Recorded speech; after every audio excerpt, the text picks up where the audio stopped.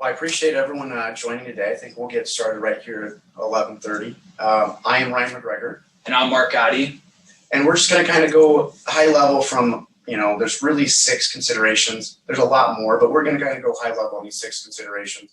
We're going to talk about different primary options of transitions, and then we're going to kind of end with the current environment at this point in time. From a Lutz M&A perspective, we are one of the 5, I would say, core business divisions.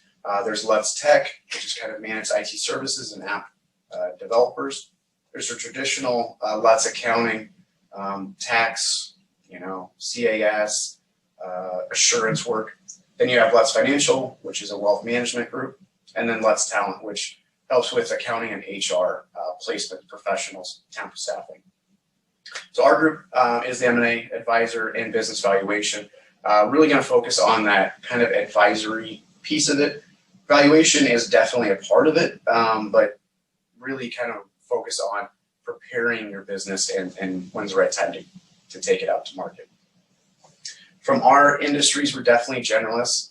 From our team perspective, Bill Kennedy runs our group. I'm a director. And then we have Danny, Mike, Mark, and Joe that help in different facets. Mike and Mark are CPAs and have a very, very strong accounting background.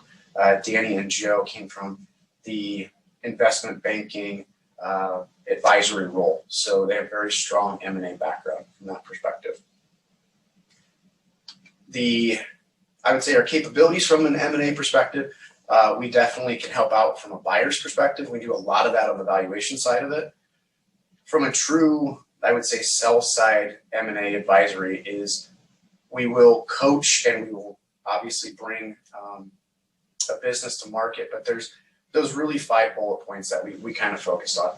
We want to benchmark against kind of the industry. We want to say how we think your would fare from the transactions that we're seeing, from the guideline public companies. How do you actually benchmark to potentially the industry?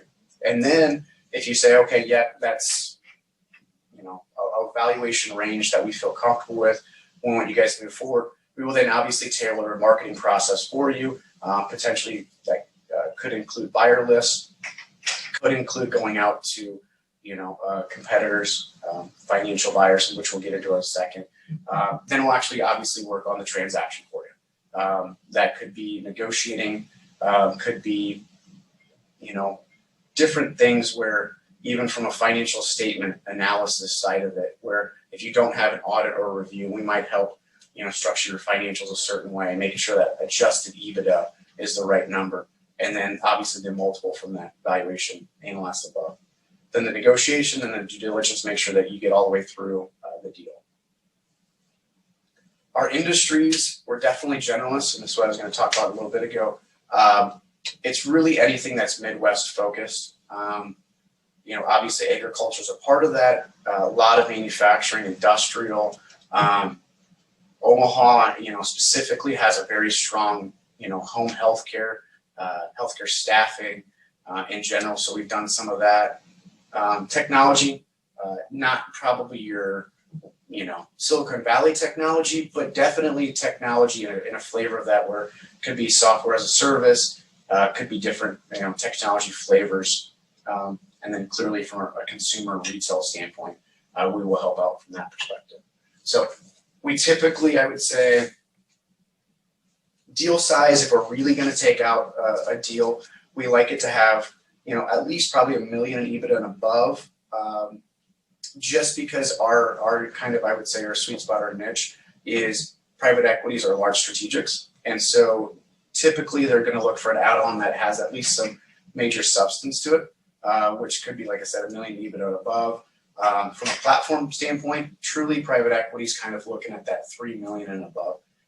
Not that we won't look at anything below that, because absolutely it is about the story and the growth and what industry it's in. But that's kind of, I would say, our sweet spot is where we fall within. Yeah. And I'd also say, on some of these smaller deals, if they are maybe below $1 million of EBITDA, or maybe if the revenue is a little bit lower, if you do have a one-off targeted buyer in mind, we can also kind of assist with more of a tailored, smaller marketing approach rather than doing the full sell-side advisory process as well. Absolutely. I think we're seeing that, and we'll get to that in the kind of current environment, but a lot of, I would say, private equity, family offices, strategic competitors, suppliers, whatever you want to say, are really going direct now, as opposed to going to, some sort of intermediary. They're going directly to the company and saying, hey, let's go ahead and try to work out a deal, just, one off. We definitely help from that perspective. We will kind of talk about why sometimes that may or may not be the best case.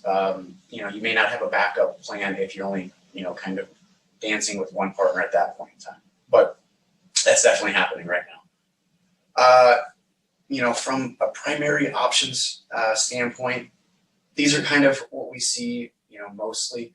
Obviously, if family's in the business, or even a family, is looking to come in at some point in time, you're going to transition to them. There's the employee side of it, where it's a management buyout or an ESOP, and then there's the third party, where there may not be that good family transition plan, might not be that ESOP or management group, but a third party, once again, could be competitor, could be private equity. That's kind of what the 3 bullet points that we see on. Each of them have their pros and their cons. The family, clearly there's a legacy aspect to this. They've probably seen, generation 1 or 2 grow this business. They clearly understand the benefits. They understand the business. Sometimes the cons to that is, depending on who you have from an employee makeup, there may not be the same relationship that, say, dad had with employees that now son or daughter has with the employees. So that could be a potential con from a family dynamic. And then they're probably not going to maximize the value because you probably know how much they can purchase, and there's probably a kind of a sweat equity piece of that you don't want to put them in a situation where they can't, really succeed.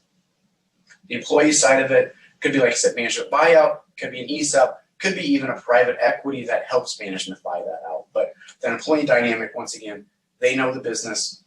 You've helped them obviously learn it. They've succeeded, and whoever you believe can take it to the next level, that's kind of that employee group. The cons of that is which employee is correct. You might have a CFO or a CEO or a COO that you're like, it naturally makes sense for them to take it over. Sometimes they don't want to. Sometimes they don't have the capabilities to run it, but they're really good at their function, their roles and their duties. So sometimes that is tough, and who you determine would take this over. The other thing could be, once again, money. Probably not maxing out. Sometimes the ESOP can get up there with that third party, but I would say generally the third party exit is going to be maximizing your money. Con to the third party is the legacy. You don't really know what they're going to do. You would hope that they, for the most part, take care of your employees. If you're in a smaller town, maybe they're going to leave it in that town. Sometimes they don't. Maybe they move into a more of a populated area. The third party is obviously the least potential to keep that contingency of, like I said, that legacy and employees on. Clearly, all businesses are going to do some sort of transaction at some point. Could be forced, or it could be, the ones that are maybe not always voluntary on the bottom. So it is good to know that 50% of exits, are voluntary and not voluntary. So planning is important. And I think that's maybe the overarching goal that we're going to get through today is the planning aspect. The more that you can plan, the better you can kind of set yourself up for that success. I'm going to kind of go high level on the financial buyers. For the most part, these financial buyers, like I said, it's kind of a private equity family office. They have a strategic reason to get into your industry, but they may not be a competitor, right? So there's sometimes, PE-backed competitors, but for the most part, what this is trying to say is this is a group of individuals that have raised capital, and they're looking to, buy companies, grow them and then hopefully transition at some point in the future for a profit, and that's kind of the long and the short of the financial buyer. The strategic buyer is your competitor. It could be a supplier, could be a customer. So it's either, like I said, truly a competitor, or it could be upstream or downstream. They see a natural niche bringing your company into the fold of theirs. Merging could be the fact that they've never been able to tap into your market because they prefer the relationship with you. But now this is a time that they can also expand and grow and potentially achieve those economies of scale. So both players are that kind of that third party buyer that we were talking about. And most of the time you're going to maximize at least your value from going to this third party.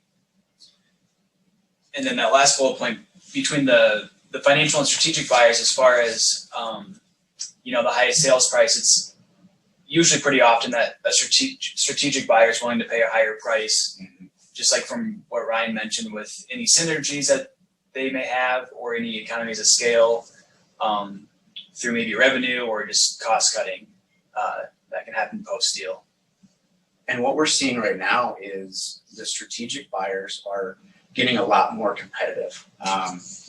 They may have gotten PPP, they may be in an industry that was not really affected by COVID, and they're being very, very competitive.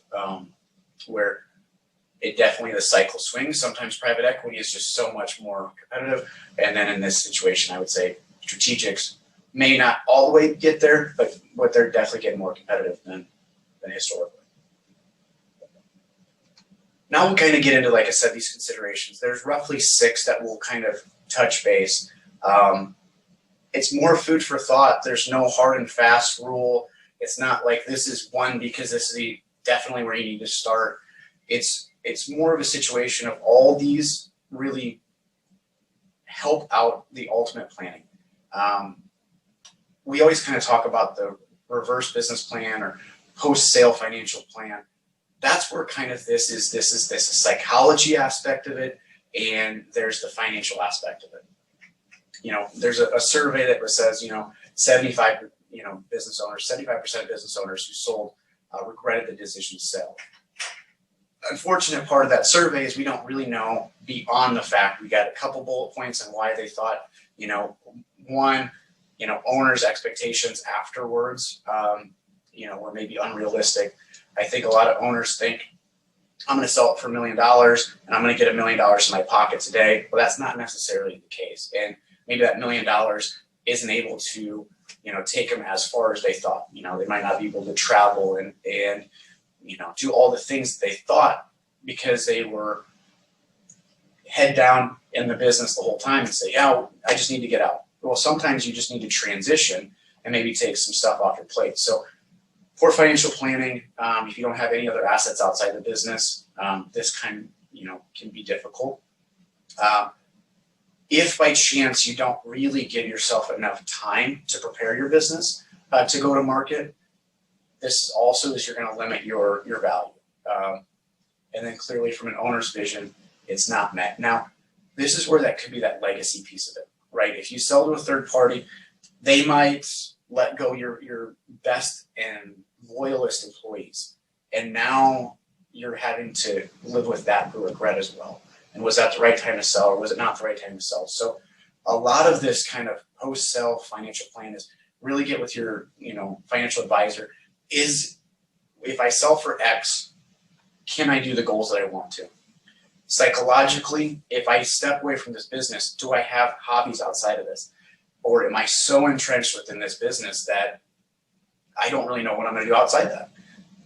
Or I've been taking so much money out of this from a discretionary cash flow that I can't live on that because I've been doing a lifestyle business. So kind of this establish a post-sale plan is really the reverse business plan. What would a potential buyer want, and what would you want if you're buying your business again? And then what does that number look like kind of post-sale? The second one kind of goes hand in hand with that first one. Have you been able to build a true business, or have you been able to just build a nice career for yourself? And I think this is where can the business run without me is very, very important. If you don't have the depth of management, if you get, win the lottery, so to speak, tomorrow, and you're just like, I'm done with this, I'm going to move on, does the business continue? And I think that's a very, very important question that sometimes business owners, like I said, they're in the weeds so much, they're trying to do the day-to-day, it's hard to step back and say, okay, have I built something that's going to, withstand me after I walk away? I would say this is the number one that we hear from private equities. Sometimes strategics don't care. They already have maybe their management team. They're looking for your expertise and they're looking for a nice transition plan for maybe 6 months, a year.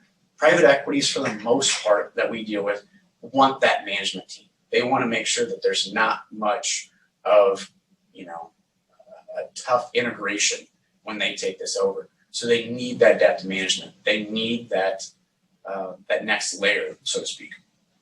The other thing is potentially they might be your great friends that came into business very similar to you came into this, and you all are getting older at the same time.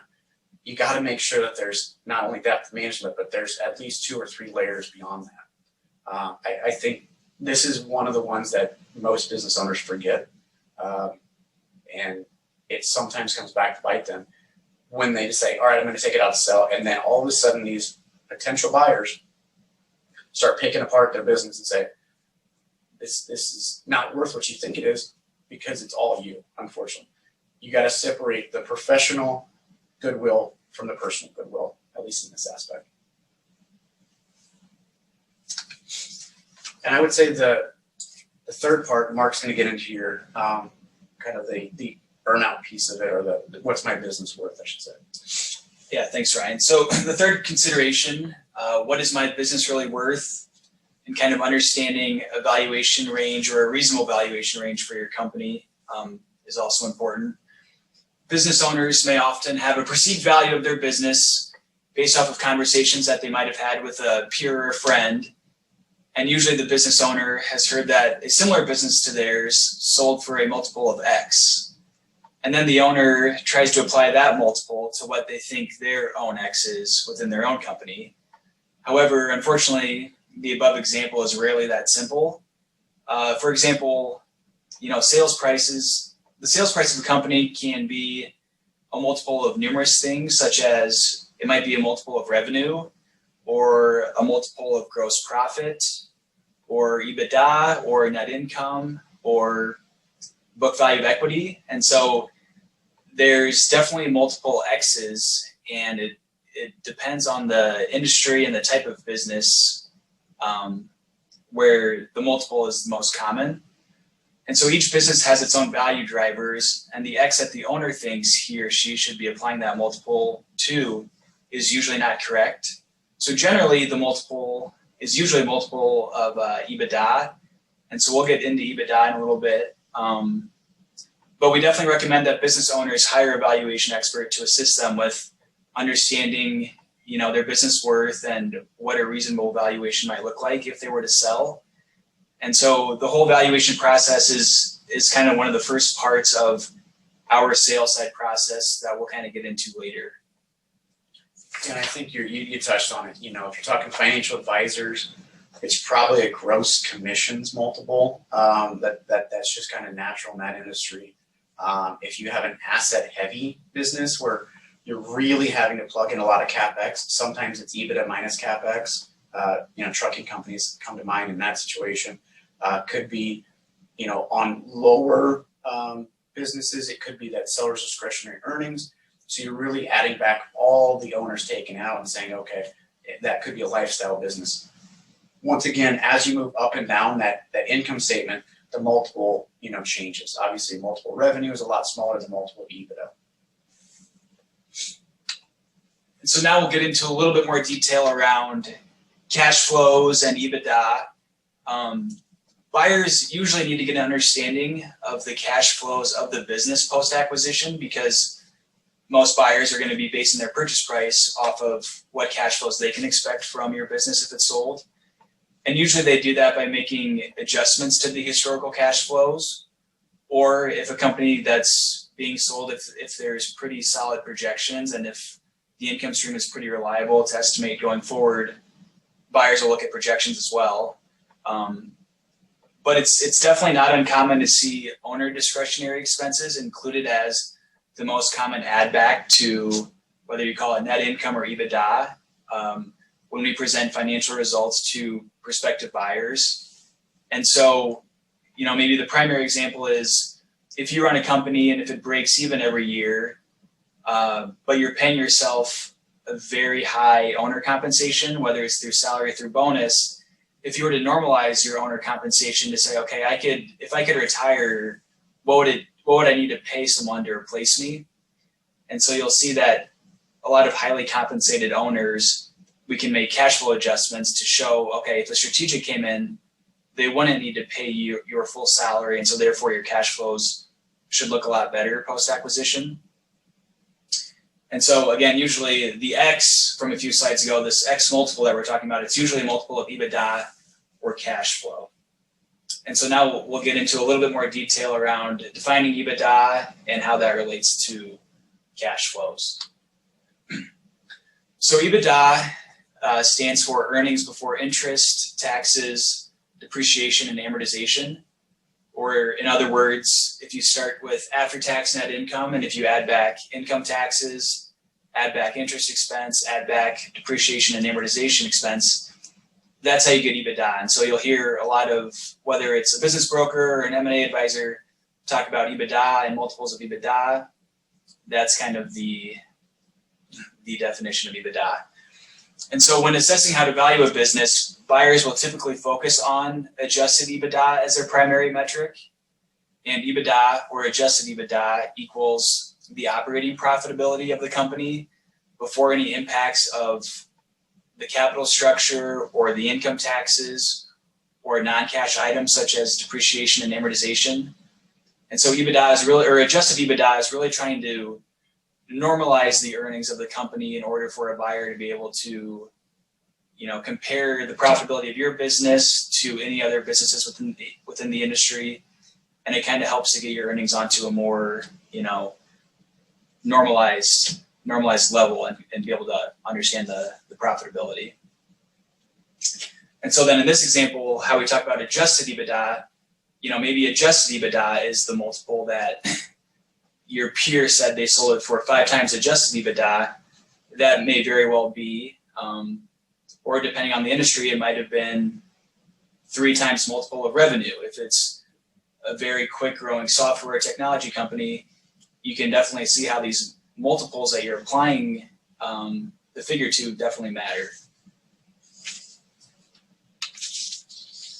And so a little bit more on EBITDA and EBITDA add backs. As we kind of said in the past slide, EBITDA is commonly used as a proxy for cash flow from the company's operations. And it's used to provide a valuation range by multiplying the adjusted EBITDA to multiples obtained from public companies or prior acquisitions of similar businesses. And so usually these multiples that we talk about, we're able to hopefully find prior transactions of similar sized companies in your industry and understand, okay, if similar companies were sold to a private equity fund for 4 times multiple, hopefully that would give us some comfort that we could at least expect that same price for your company, assuming, all else is equal.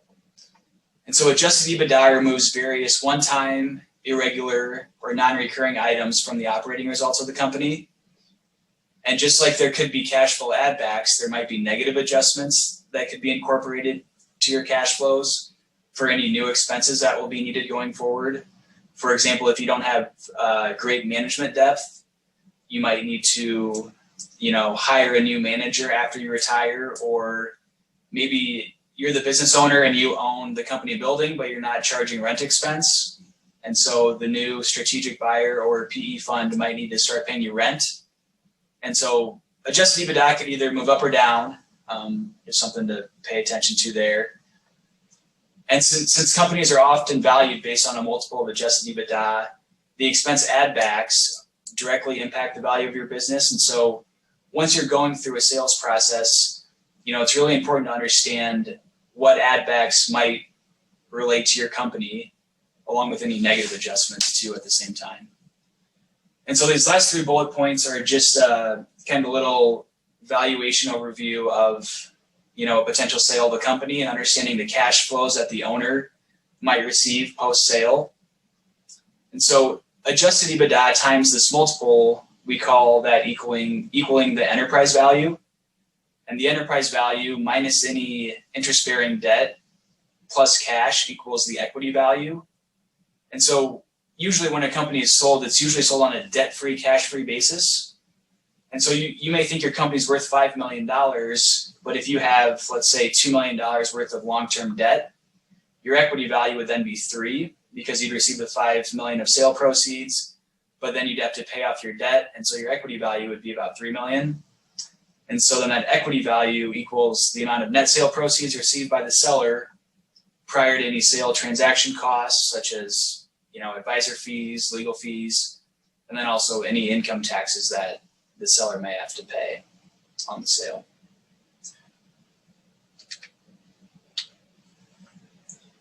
So again, back to what constitutes an add back to cash flow. Post-adjustment numbers are typically referred to as normalized EBITDA, or like I said, we call it adjusted EBITDA too. And we've seen instances where business owners have too many of these add backs by including items that are either difficult to distinguish from regular business expenses, or they're just not supportable. And so we want sellers to understand that buyers won't necessarily accept any add backs that you might think are reasonable. Buyers will definitely want to verify any add backs during due diligence and make sure that they're supportable. And if sellers have a lot of add backs, or if they're significant, we've recommended that sellers try to clean up their add backs for a few years prior to beginning the sale process. So if you think that you're going to maybe sell, or you want to sell in 2022 or maybe 2023, and if you're running a lot of personal expenses through the business, we might recommend that you try to not do that, just to keep your financials a little bit cleaner. And generally, the fewer the add backs, the cleaner the financial statements, which every potential buyer enjoys, and it makes the process a little bit more easier. Yeah, no, absolutely. I think this is probably, once again, a key that most business owners kind of gloss over, and that's why it goes back to that planning aspect of it.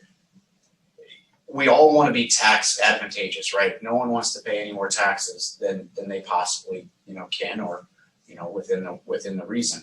So sometimes, once again, there's maybe discretionary expenses. Maybe there's the way that you're going about the business, where maybe you buy a lot more, prepays or whatever it may be early or at the end of the year, and you run down that cash flow. A lot of those easily explained, but if there's any of those that are hard to really, I run everything on my credit card, so I want to add back everything that's in my credit card. Well, okay, are you getting personal? Or are you getting business? And it can be very, very difficult sometimes to distinguish between the two. So as Mark alluded to, our biggest thing is, if you have the time and you're not forced to sell, trying to clean up some of those easy, we don't really need that in the business. Perception's everything, right? Like we were talking about a little bit ago, private equity has their certain range that they want to come down. Family offices maybe come down a little lower. Strategics maybe don't care. But if you are already cutting yourself out of that market by running too many discretionary expenses through, and we can't really identify or validate those, you might be leaving a lot of money on the table. So once again, planning, but being able to cut those things out, just perception just shows a better business. We'll briefly go through a few of the typical or the most common EBITDA add backs. And like we stated before, excess owner compensation is usually the most common, whether it's you're paying yourself an above market salary, or at the end of the year, you're paying a high bonus to yourself. Some of that can get normalized out if we can understand, what a market replacement for you should cost post deal. Yeah, and to that point, it's really owner's comp in general, because once again, if you have a pass through, and historically pass-throughs, maybe you're paying yourself too little, but yet you're doing everything, right? Your sales, and you're running as a CFO, and you're doing this CEO role. it's that negative add back that Mark alluded to earlier. So owner's compensation and replacement of the employees that are not going to be there, it could be positive or it could be negative. And then also any non-business related owner expenses, it's fairly common that the owner might have a personal vehicle or might have some personal travel and entertainment on their income statement.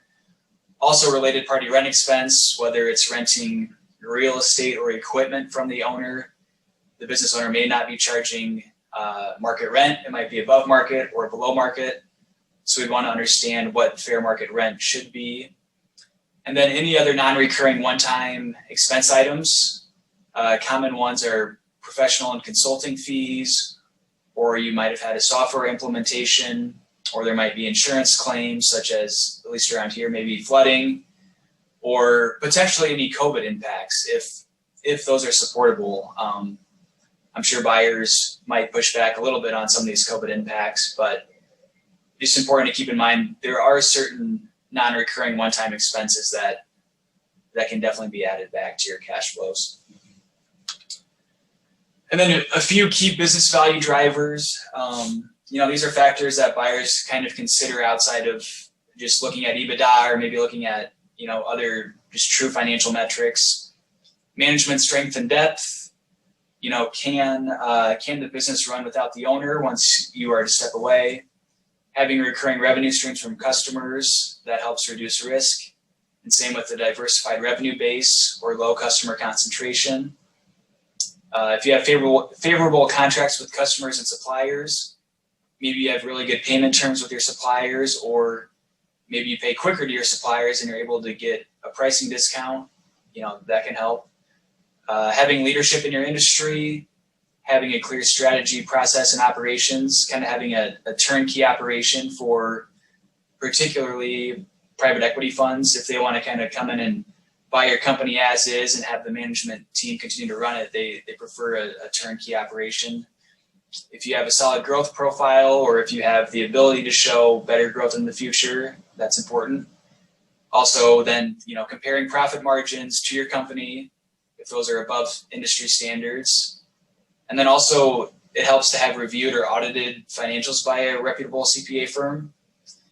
During the due diligence phase of a sale, the buyer is definitely going to look into your financials and understand the quality of your earnings. And so having a review or audit can definitely speed up that process. The fourth consideration, what does it take to sell a business? The sale of a business is usually a long journey, and most business owners have never sold a business and they don't have a reference of understanding what the sale process entails. And so therefore, business owners can become frustrated during the sale just because they're unaware of all the steps that the process entails. And so a few areas that we've seen business owners struggle, that they may be uncertain about the confidentiality of the business information that they're sharing with buyers. And so that can be remedied through non-disclosure agreements. The second one, the difference in negotiating with one potential buyer versus running the full M&A process.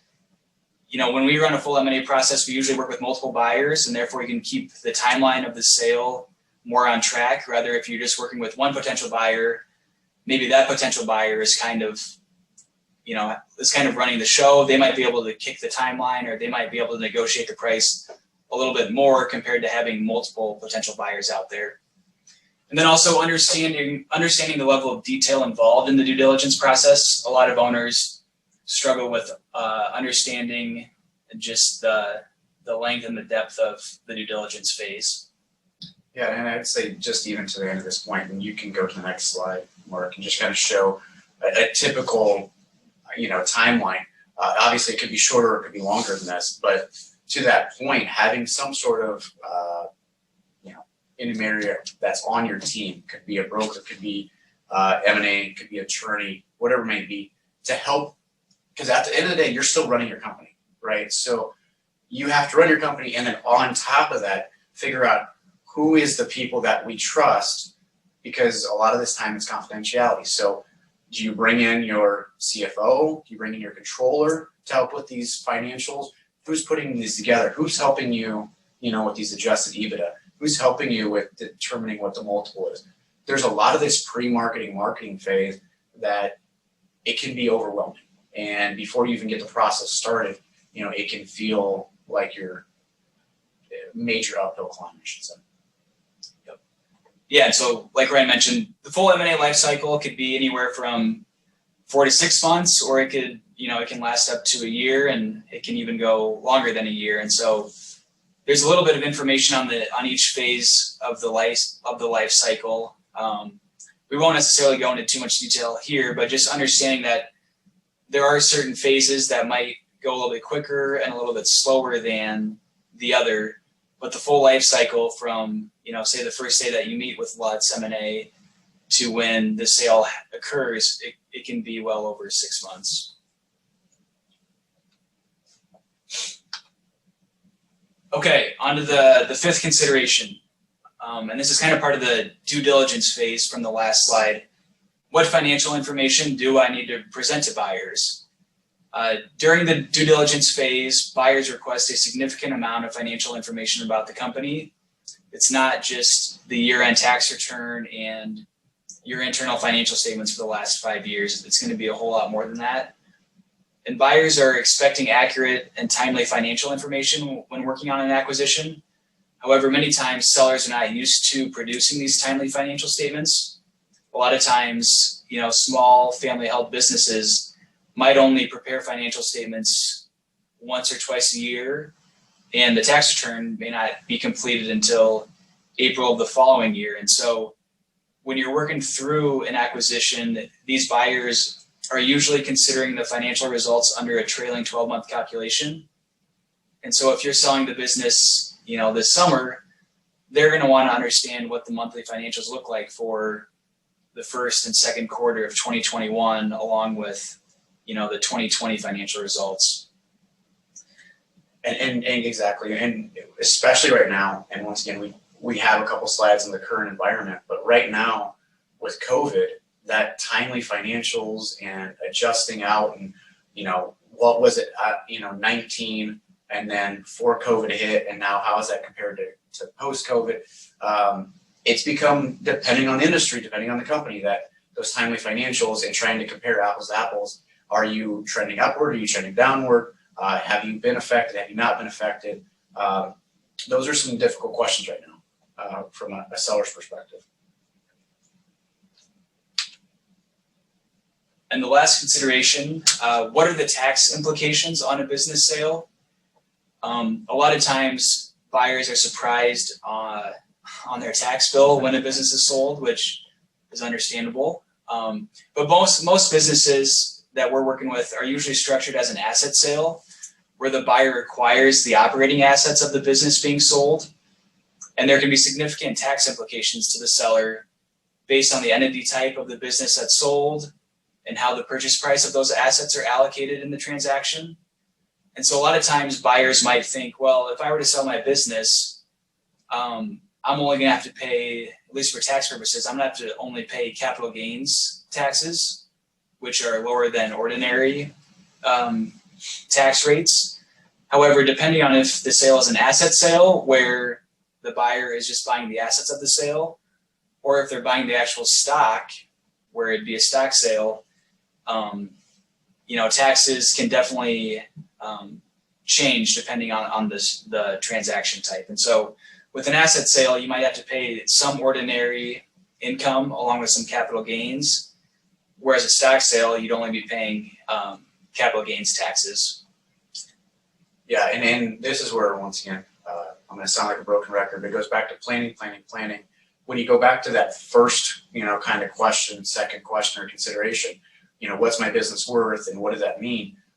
It's worth going down the path of this as well and saying, okay, if I sell for X, what is that in my pocket today? Is there depreciation recapture? Is there different things that you've run? Once again, you've wanted to depreciate as much as you possibly can from a tax play, but now does that mean you have a bigger tax bill when you're looking to sell? Once again, if you have enough planning, you might be able to set yourself up for, you're still going to have to pay the tax man, but you might set yourself up for a better answer, depending how it's structured and depending how, if you can get a potential buyer to look at the stock sale, that might be advantageous. But you kind of look at the impact to you and the impact to them, and maybe that's where the negotiation starts. And now with President Biden's new proposal, capital gains taxes may be increasing soon depending on any legislation that's passed. And so capital gains right now are around 20%, and President Biden is proposing much higher capital gains rates. So that can definitely, influence an owner's decision to sell and when to sell. Okay, so Reagan will put up a polling question. To be eligible to receive a CPE, go ahead and answer her polling question. And then if you'd like to receive a CPE certificate, you can go ahead and email Reagan, and Reagan's email is presented on this slide. And also at this time, we probably should have said it earlier, but if you guys have any questions, if we maybe are going too fast or gloss over something that is important to you, definitely as well. You can email Reagan and she'll get those questions to you if you want to do it offline, or if there's anything that you want to answer right now, we will try to abide by that when we just got a couple more slides left here, but we'll definitely leave some time open for questions.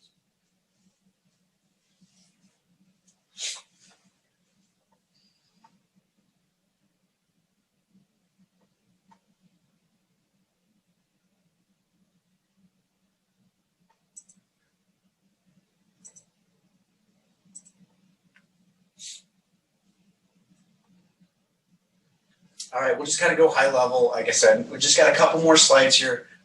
Benefits from an M&A advisor or a broker, or really anyone that is helping out with this process. Once again, it's helping with potentially those multiples. It could be helping you get to that adjusted EBITDA and saying, hey, what's fair and what's not fair. It could be helping out with the buyer pool. I know with our practice, we've had a chance to build up a pretty strong buyer list that we know that potential private equity is really interested in this industry, and they're looking for add-ons, and they're looking for add-ons in the Midwest. That's kind of the advantageous side to us. They want to meet with us because they know that we are meeting with business owners, and so that kind of buyer pool obviously helps.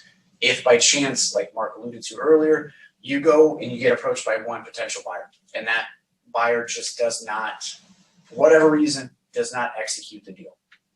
We saw that a couple times with COVID. We had 2 or 3 deals that were in the process, and for whatever reason, COVID or not, impact, the deal did not, move forward. That might be a, anomaly because of what was going on, but we've seen it to where it does make sense to make sure you have a backup buyer. Once again, having someone in your corner that's helping out that process is going to keep and make sure that those buyers are involved and saying, hey, you know what, we'll get back in touch with this if the due diligence doesn't work out, and kind of keep that process going. Keeps it, pretty systematic from that standpoint. I would say at the end of the day, the major benefit or 2 major benefits are confidentiality.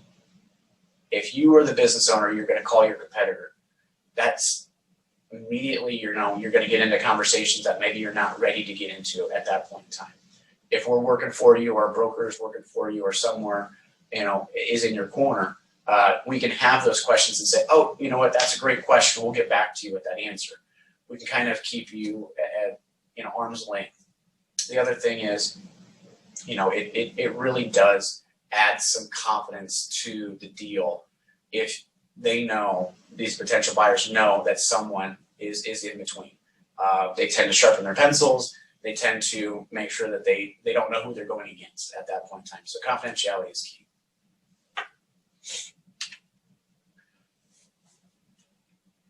Excuse me. Yeah, obviously, the world that we're in right now, whatever business plan and whatever timeline that you had, some people, it is really, really speeding that up. And we're seeing that, and we'll get into some of the transaction data here in a little bit. Second and third quarter 2020 was low, very, very low.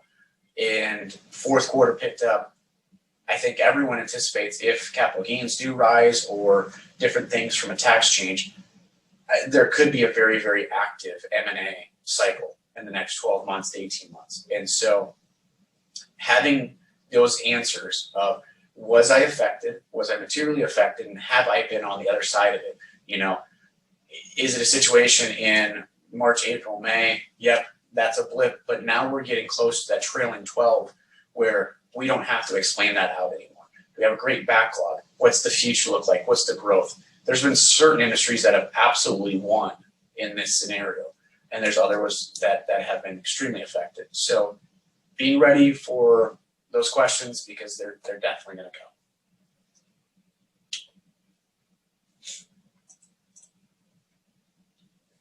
come. From a lower middle market, obviously the challenges are the smaller the cash flow, the more any sort of a negative impact to that is going to make, you know, your financials look maybe less than desirable.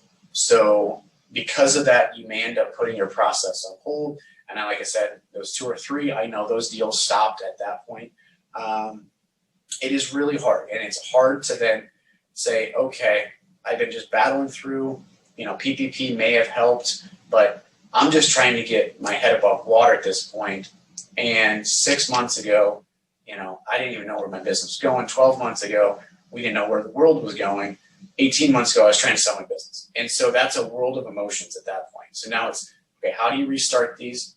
But then, like I said, we really do anticipate if it's strategic or private equity going direct. So if you typically get approached, you will significantly get approached, you know, in the next 12 to 18 months. So that being said, how has valuations, multiples changed within your industry? Good, bad, indifferent? You know, how in that specific industry, how are buyers looking at that? I know in home health care right now, there were some COVID add backs, but in certain geographic areas, those businesses really, really made out well in the last 6 months to a year. So is that sustainable? Can you continue that going, or is it just the benefit of COVID?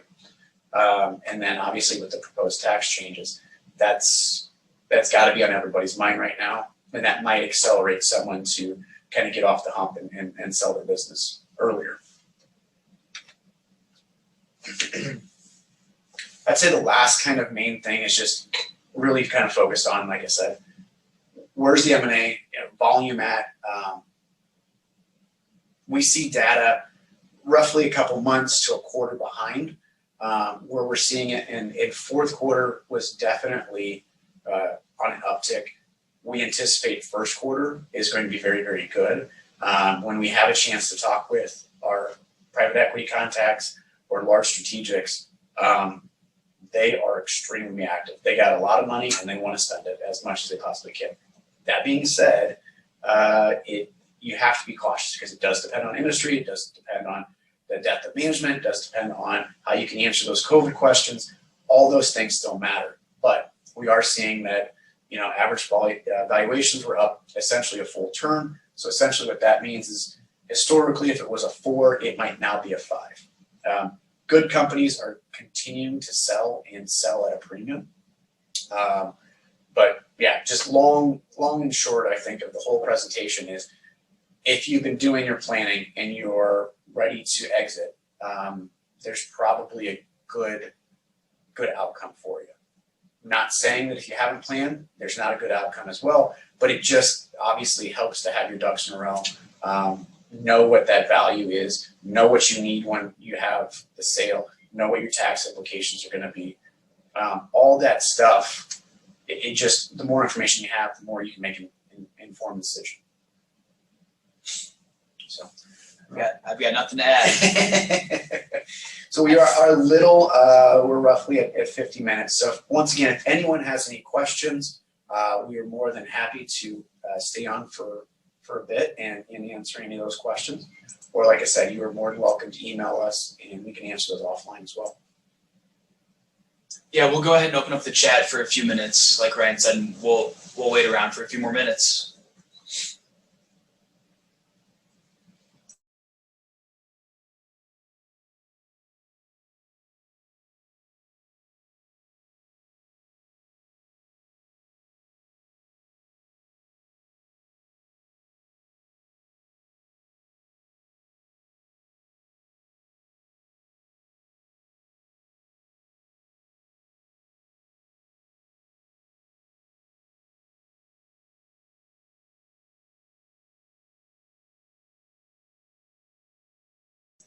All right, doesn't look like there's any questions. So once again, we do very much appreciate you guys' time of lunch hour here. And we just appreciate, obviously, if we can add any benefit and, you know, add any value to your potential deals or what you're contemplating.